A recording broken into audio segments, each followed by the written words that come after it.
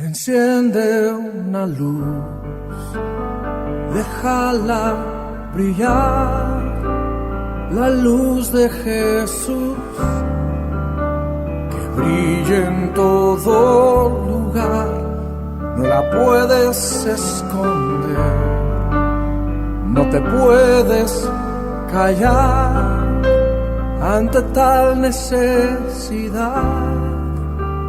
Enciende una luz en la oscuridad. Caminos del Espíritu, un espacio para tu alma. Señor, ¿a quién iremos si tú eres nuestra vida? Señor, ¿a quién iremos si tú eres nuestro amor? Si tú eres nuestro amor. Paz y bien, te habla Fray Alejandro. Una vez más contigo en este espacio de espiritualidad que el Señor nos regala para entrar en el misterio de la vida de Dios, para entrar en el misterio de lo que el Espíritu Santo hace en nuestras vidas. Estamos comentando un número, el número 4 del documento Ad Gentes del Concilio Vaticano II, que nos habla de la naturaleza misionera de la Iglesia y de cómo el Espíritu Santo es el que lleva adelante la misión. Y siguiendo con este comentario, te digo que el Espíritu Santo es aquel que unifica la Iglesia en la comunión y en el ministerio. Qué importante es esta unidad en la comunión y en el ministerio, y que justamente tiene que ser una de las mayores preocupaciones de la Iglesia misionera, porque la unidad no es sinónimo de comunión, y mucho menos de uniformidad, pero la forma de unidad en la Iglesia tiene que ser comunión. En tierras de misión, esta unidad es difícil, justamente porque hay que respetar la diversidad de las culturas, la multiplicidad de las razas, el pluralismo de las idiosincrasias. Y acá lo importante es tener la convicción de que esa unidad necesaria en la comunión y en el ministerio no viene de cálculos, no viene de maniobras humanas, viene del Espíritu Santo. Y dice el documento Lumen Gentium del Concilio: para esto envió Dios al Espíritu de su Hijo, Señor y vivificador, que es para toda la Iglesia y para todos y cada uno de los creyentes el principio de asociación y unidad en la doctrina de los apóstoles, en la unión mutua, en la fracción del pan y en las oraciones. El Espíritu Santo es el principio de la unidad de la Iglesia. Dice un documento sobre la unidad: el Señor Jesús envió el Espíritu que había prometido, por medio del cual llamó y congregó al pueblo de la nueva alianza, este pueblo que es la Iglesia. Y lo llamó y lo congregó en la unidad de la fe, en la unidad de la esperanza, del amor. Ese Espíritu Santo que habita en los creyentes, que llena, que gobierna toda la Iglesia, que realiza esa unión admirable de los fieles, tan estrechamente, y los une a todos en Cristo. Él es el principio de la unidad de la Iglesia.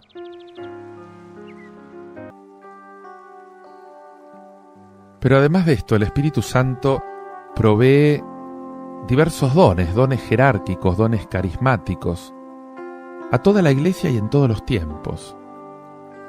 Y esto es importante tenerlo en cuenta. Sería una equivocación muy grave oponer los dones carismáticos a los dones jerárquicos, insinuando que los jerarcas no serían carismáticos. El sacramento del orden justamente confiere un carisma, confiere un don. San Pablo le pide a Timoteo no descuidar el carisma que está en él, y que le fue comunicado mediante la imposición de las manos, dice 1 Timoteo 4:14. Desde que al día de su ordenación, Timoteo, que es el jerarca, al mismo tiempo es un carismático. El sacramento del orden da una unción especial del Espíritu Santo, que se compara con la unción del Espíritu con la que Cristo fue ungido. Eso pasó después del bautismo. Y esta unción del Espíritu Santo no es común a todos los bautizados o a todos los confirmados. No es conferida a los religiosos. Los que la recibieron mediante un sacramento especial, el sacramento del orden, ejercen un ministerio que es distinto, y es distinto esencialmente, no solamente en grado. Es distinto de todos los otros servicios y de todos los otros ministerios que ejercen los bautizados o los confirmados, incluso los religiosos. Pero además es importante recalcar que estos dones jerárquicos o dones ordenados, también tenemos dones carismáticos, dones bautismales,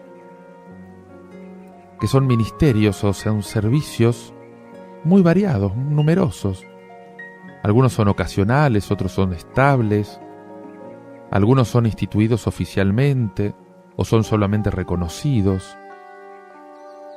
Y todos estos dones carismáticos hacen a la riqueza y a la variedad de la Iglesia. Toda la Iglesia es al mismo tiempo ministerial y carismática.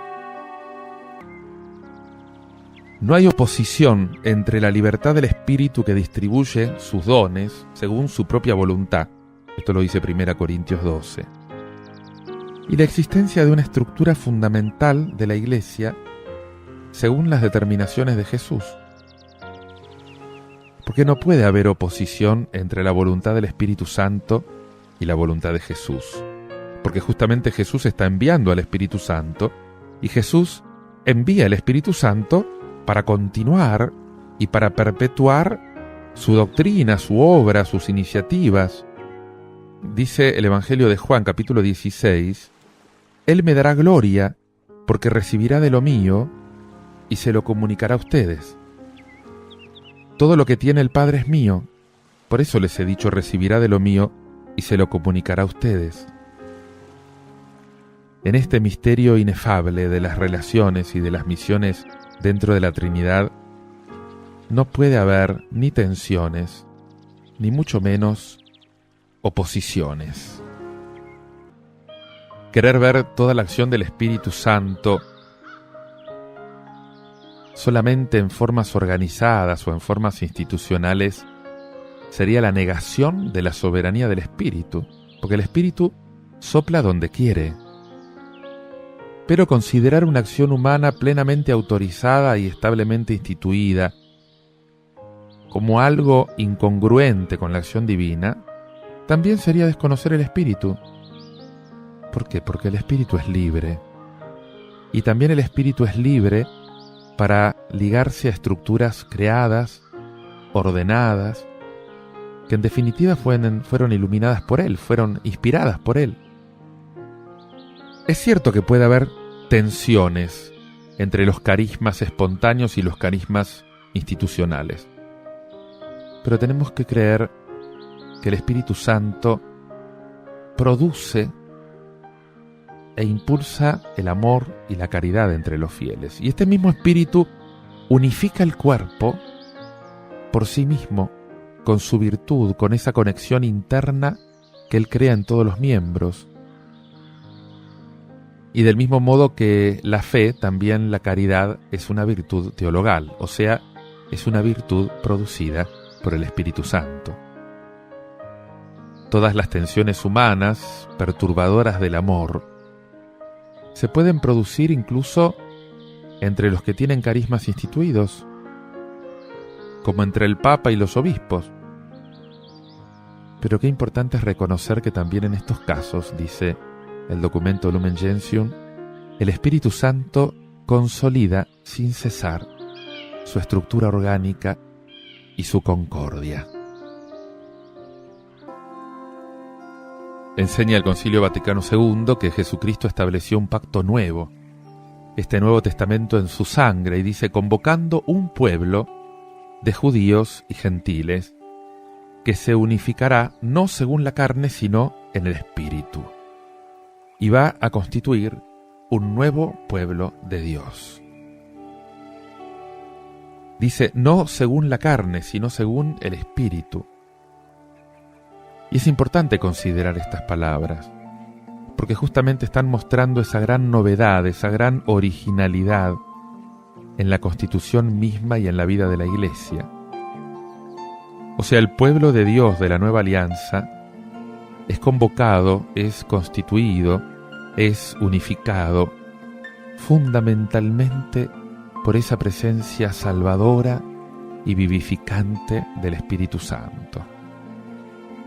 Y por lo tanto, no resulta de modo determinante o constituyente de ningún principio sociológico o de factores meramente humanos, factores que pueden ser culturales, históricos, de raza, sociológicos, políticos, económicos.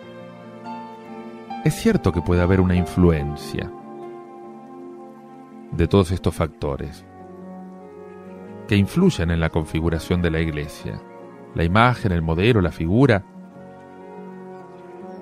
pero hay que negar que estos factores que no son teológicos, que no son religiosos, sean constitutivos del pueblo de Dios. No se puede afirmar que la Iglesia nace del pueblo. Y en esto el documento de Puebla es tajante. El pueblo de Dios no se constituye por raza, ni por idioma, ni por particularidad humana alguna. Nace de Dios por la fe en Jesucristo. Puebla 2:37.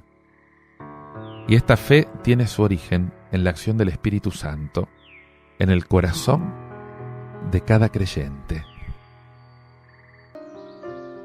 Te invito a que medites en todo esto y pidas este espíritu escuchando este tema musical del grupo Son by Four, el Espíritu de Dios.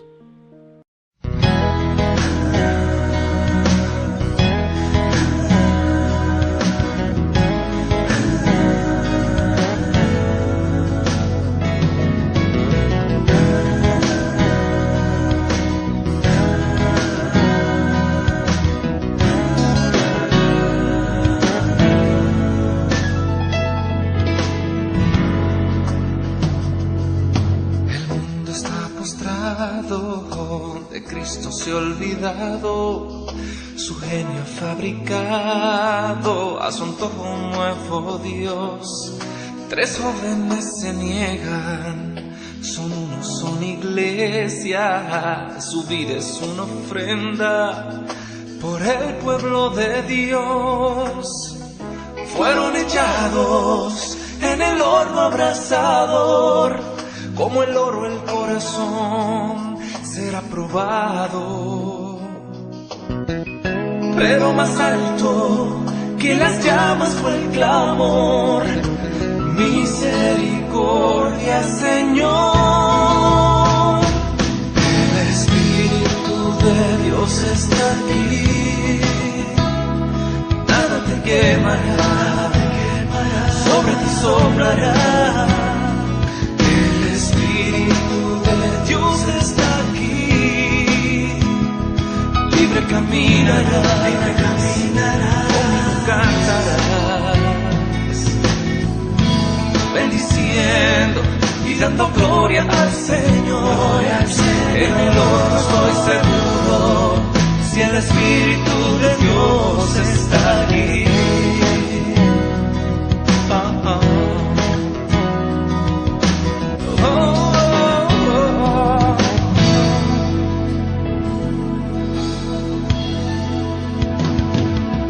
El mundo fue el milagro, ahora eran 4, 3 jóvenes confiados al lado del Señor. Aquel que despreciado en la cruz levantado, murió por mis pecados, en el fuego venció y sigue vivo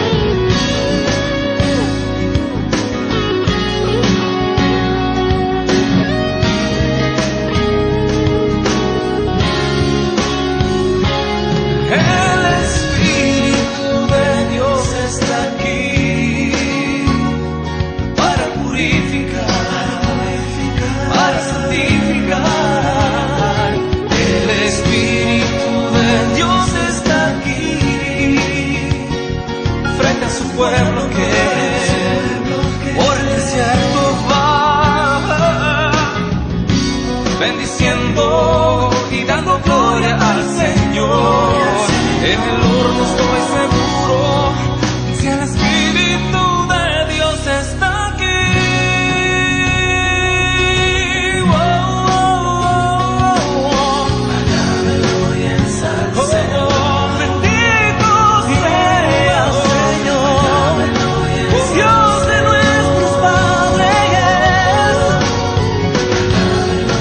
Alábelo y ensálcelo.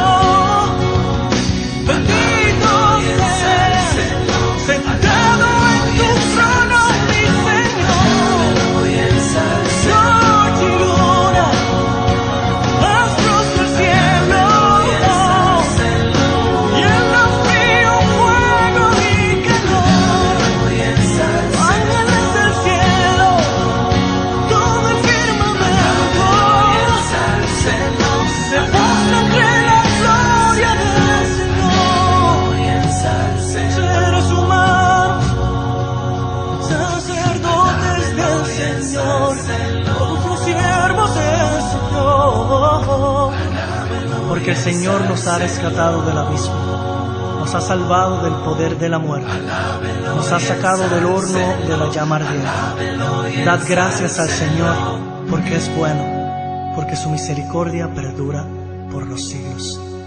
Amén.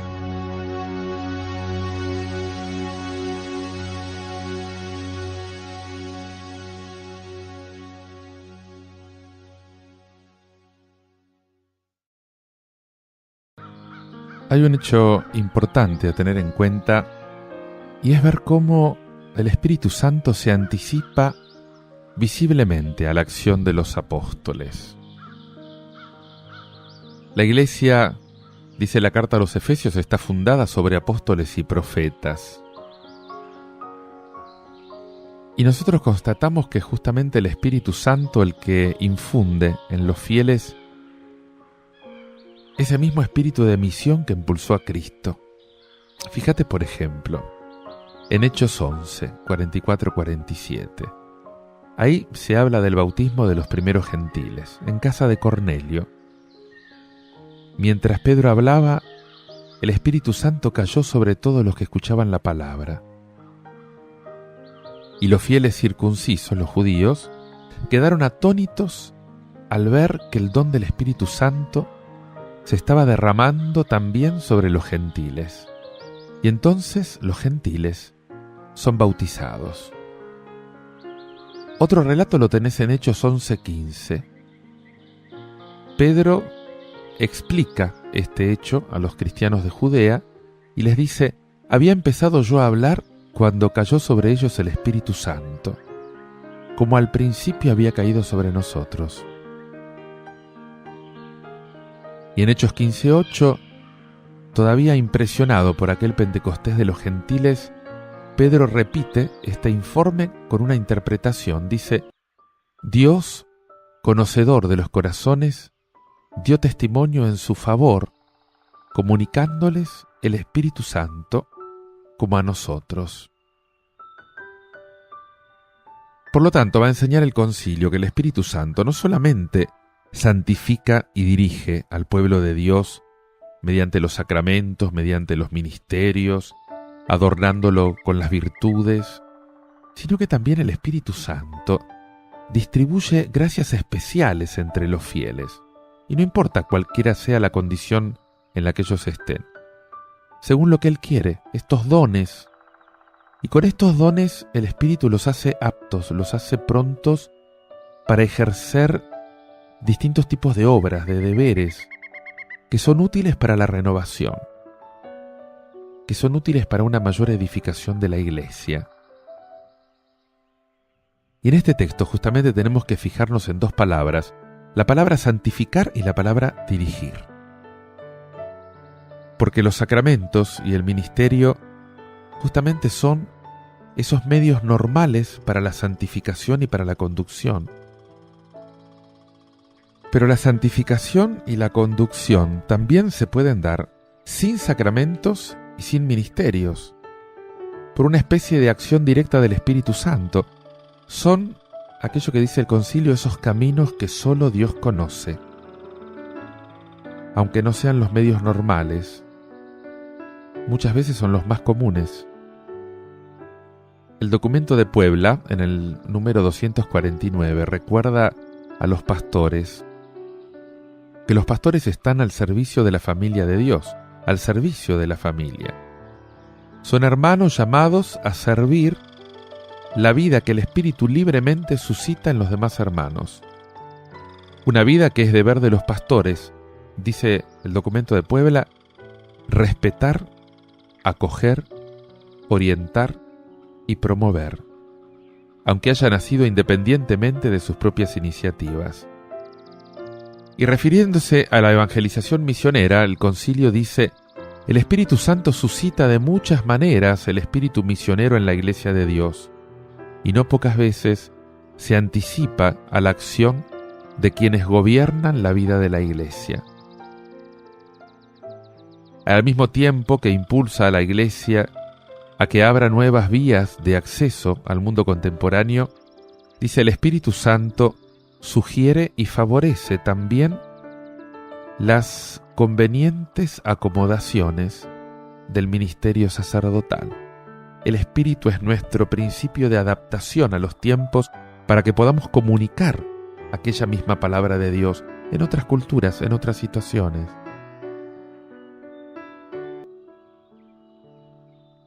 Y finalmente enseña el concilio que el Espíritu Santo acompaña sin cesar y dirige de diversas maneras la actuación apostólica. Fíjate, por ejemplo, en Hechos 4:8, Pedro que habla delante del Sanedrín lleno del Espíritu Santo. Y dice: por el nombre de Jesús que ustedes crucificaron, este hombre está sano. ¡Qué valentía estos hombres sin cultura, que dicen que hay que obedecer a Dios antes que a los hombres, y que no podemos dejar de hablar de lo que hemos visto y oído! En Hechos 5:32, por ejemplo, los apóstoles delante del Sanedrín, que dicen: nosotros somos testigos de estas cosas, y también el Espíritu Santo que Dios ha dado a los que le obedecen. En Hechos 8:26, Felipe, que permanentemente, constantemente, se siente acompañado y se siente dirigido por el Espíritu del Señor, el que lo lleva al lado del eunuco etíope, al que le predica y lo bautiza, el Espíritu lo dirige.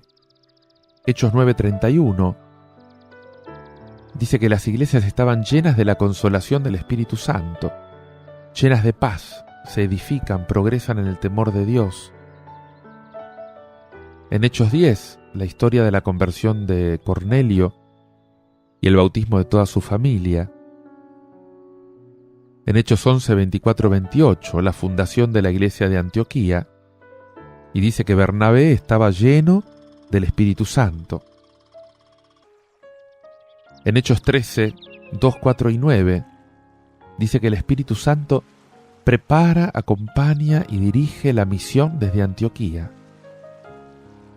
Dijo el Espíritu Santo, enviados por el Espíritu Santo, Pablo lleno del Espíritu Santo, siempre se habla en estos términos. En Hechos 16, 6, 7, el Espíritu Santo que impide algunas iniciativas misioneras de Pablo o de Timoteo, por ejemplo, que lo invita a pasar a Macedonia. En Hechos 20, 22, 23, Pablo acá describe cómo él es guiado por el Espíritu Santo en todas sus actividades misioneras. Dice que está encadenado por el Espíritu y que el Espíritu testifica en cada ciudad. Y Hechos 21:11, el Espíritu Santo previene a Pablo a través del profeta Ágabo y le profetiza que va a ir a prisión. Es por eso que quiero dejarte ahora una cita del Papa Pablo VI en la que insiste en esta acción del Espíritu Santo, y él se preguntaba, decía el Papa: ¿podemos creer que rige todavía este plan de acción salvífica por el que nos llega y se cumple en nosotros la redención de Cristo? Y el Papa se responde: sí, hermanos, más aún. Debemos creer que por nuestro medio tal plan continúa y se actúa mediante una capacidad y una suficiencia que viene de Dios, el cual nos hizo idóneos como ministros del Nuevo Testamento, no de la letra, sino del Espíritu, que vivifica. Dudar sería ofender la fidelidad de Cristo a sus promesas, sería traicionar a nuestro mandato apostólico, sería privar a la Iglesia de la certeza de su indefectibilidad, garantizada por la palabra divina y comprobada por la experiencia histórica. No lo dudes, el Espíritu Santo sigue siendo el alma de la Iglesia. Es Él el que lleva adelante la obra. Pedí más de este Espíritu. Pedí que este Espíritu te encienda el corazón. Hacelo con este canto de Miguel Horacio. Fuego.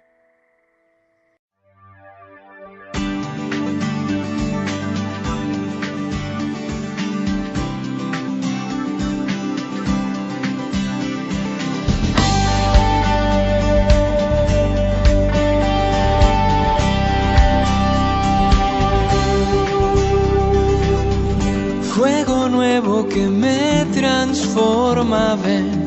Fuego nuevo que me da nueva forma, ven.